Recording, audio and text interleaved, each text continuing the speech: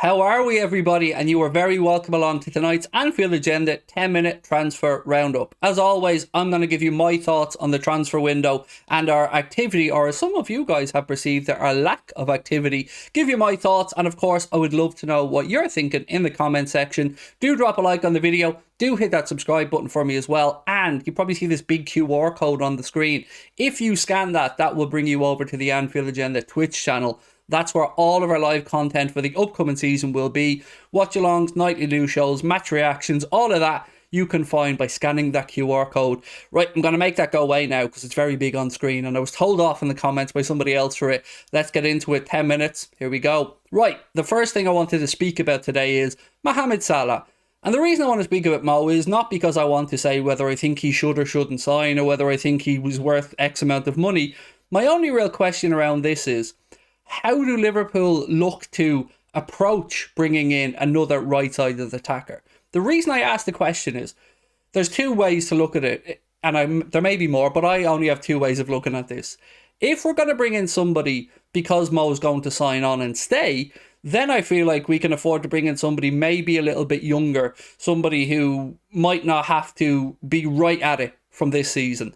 But if we were to bring in somebody who was to replace Mo in the long term, then I think we need to go out and sign an established player, somebody like a Jared Bowen, a Rafinha.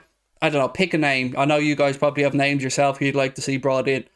And I wonder what the strategy is from the club, because as of right now, we just don't know whether Mo will sign or whether he'll leave on a free. My gut feeling, and it is just that, has always been in recent weeks that he'll sign on. I think Mane moving on, Nunes coming in, the Gaffer signing a new contract. I hope these are all things that are encouraging signs and that Mo will look at and think, yeah, I can achieve everything I want to achieve here. Look, the wages will have to be resolved. I'm not the person to sort that out. I'll leave that to the club and to Mo. But I want to know what you think, because Paddy thinks we should bring in somebody now who should be, competing with Mo for the right-hand side. And I get that. But we don't know if the right attacker is available. We don't know what the budget could be, because let's be honest, we've just spent a lot of money. And I know we will recoup some of that money and have already recouped some of that money from the fee that was agreed to take Sadio Mane to Bayern Munich. I'm just a little bit confused because if you look at our attack, I think we're okay numbers-wise. So we've got Luis Diaz, we've got Bobby Firmino, we've got Diogo Jota, we've got Mohamed Salah, we've got Darwin Núñez. We also, at this particular moment in time, still have Takumi Minamino. Cade Gordon, of course, is coming through. And I'm just wondering, is it necessary? And I know, and I've read the comments, some of you guys are saying again, why are we always next summer FC? Well, I don't think that's fair. And the reason I don't think that's fair is we've acted in this window. Now, it might not be, star-studded, huge signings, although one of them was with Darwin Núñez. It could, all told, be worth £86 million. But I feel like we're glossing over the other signings. One of them being Diaz, who would have been a summer transfer target and signed this summer, except for Spurs tried to gazump us and we had to act quickly. But we knew that that was going to be one signing that we wouldn't see in the summer. So as much as I'm always the first one to be critical of our owners about the lack of back in the manager and our lack of activity in the market at times, I don't feel like this is one of those occasions. So we've brought in Calvin Ramsey. Might not be a great name now, but neither was Andy Robertson when he came in.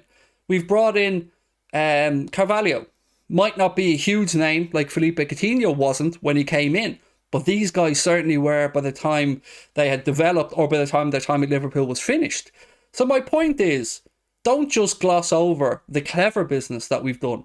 Ideally, if we were to sit down, this is what we'd want. We'd want the club not having to go out and spend huge sums of money to bring in the latest hot prospect or, a star-studded player. We want a mix. We want to go out and bring in talent when Jurgen Klopp feels like he needs somebody to come in as a like-for-like replacement. But also we want to supplement that by the greatest young talent that's around. And if you can get them early and you can help progress them through, ultimately that will save a lot of money. So I feel we're being a little bit unfair here. And I think that Carvalho and Ramsey will be incredible bits of business. I can't shy away from the fact that I do think we need a midfielder. I'll move on to that in a second. But there is one link today that I'd seen, and it was mentioned in our Discord group, so I thought I'd chuck it out there. Asensio from Real Madrid. Now, I don't think there's any truth to this, even though it's been reported by a fairly credible Madrid account who have a fairly credible source as the person that they have attributed this to. But just ask yourself this. When's the last time Liverpool bought a player from Real Madrid? I'll hang on waiting for a second because it's going to be a while before you click, because we don't really do it too much, to be honest. Sometimes there's small little players as part of deals or whatever, as there was with Michael Owen at that time. But to the best of my recollections, I can't really remember us going into Real Madrid to buy anybody. But what I can remember, and what I always speak about, is the amount of times that clubs have used us to big up a player. So this happens in one or two ways. Either with this Asensio thing, they're throwing Liverpool's name out there because they genuinely do want to sell him, and they hope by dropping our name in, clubs will go, oh, hang on, Asensio to Liverpool? Are we missing something? Is Klopp seeing something that we haven't? Or the other side of it, like the Gavi situation, where it's been put out there because he was always going to stay at Barcelona, and they can then turn around and say, well, you've seen all the newspaper reports, you've seen how much Liverpool wanted to get Gavi. We are still a huge force in world football here at Barcelona, and we've able to bat away the advances of Liverpool from the Premier League, where all the money is, and Gavi has chosen to stay here with us. This is why they manipulate the media very well, and they're very club-friendly media over in Spain as well. So for me, I don't believe it, and I never believe these links to Real Madrid or Barcelona players to come to Liverpool. So for me, Asensio, put that straight on Bullshit Island. I don't think there's any truth to it. The next one that I want to ask you guys about, to me, should have been a no-brainer, but if we're not going to strengthen the midfield in this window, and as things look right now, we aren't going to. I know whether you think that's right or wrong, look, we'll discuss that another day. But Alex Oxlade Chamberlain, keep or sell? To me, it's a no-brainer. Sell. And I say sell from every perspective. Not because I don't like Alex, of course I do, and congratulations to him on his engagement as well, by the way. But I don't see how having Alex Oxlade Chamberlain will benefit us in the long term. Now, we'll all agree that he's not going to sign a new deal. We'll all agree that we either sell him this summer, at least I hope we'll all agree, or he moves on a free at the end of his contract, at the end of the season. But what I don't understand is, some people are saying keep him because we might be short of bodies, but I always like to try and look to the long term. And every minute, as an example, that Alex Oxlade-Chamberlain will get this season, to me, would be to the detriment of a Harvey Elliott, a Carvalho, a Curtis Jones, somebody else who has a future or the possibility of a long-term future at the club. I personally would rather see those players get that time to develop on the pitch, because I don't think we're going to see anything unique from Alex Oxlade-Chamberlain. And that's kind of been his problem, hasn't it? His whole time at Liverpool. We've seen flashes, we've seen moments, we've seen some defensive awareness creep into his game. I say creep in because it wasn't there when he first came. And I just don't see what we couldn't get from another player other than experience. That's the only real thing I see in the plus column for Alex Oxlade-Chamberlain. So I thought 10 million offer comes in, sell him. But some of our fans seem to think we should keep him. So I'm intrigued to know what you guys think. And again, please do let me know in the comment section. The final topic for tonight, and I know this hasn't been a transfer video filled full of links, but I don't want to lie to you. I don't want to come on here and talk about links to players that I know deep down are absolute nonsense but could get me clicks. That's not the way I operate. I try to be real and as honest as I can. You might not always agree with me, but I promise you, when I speak, I speak from a point of view that everything I say I believe in. And same with Bellingham. I believe Liverpool will sign Bellingham for a whole host of reasons. But I want to know, can we get through this season without adding in another midfielder? Because when I think about the system, we switch to a 4-2-3-1. Immediately, I'm going to say to you, who's your two in that 4-2-3-1? And I'm guessing most of you good people out there will answer Fabinho, Thiago. That's sound. I've no argument, no disagreement.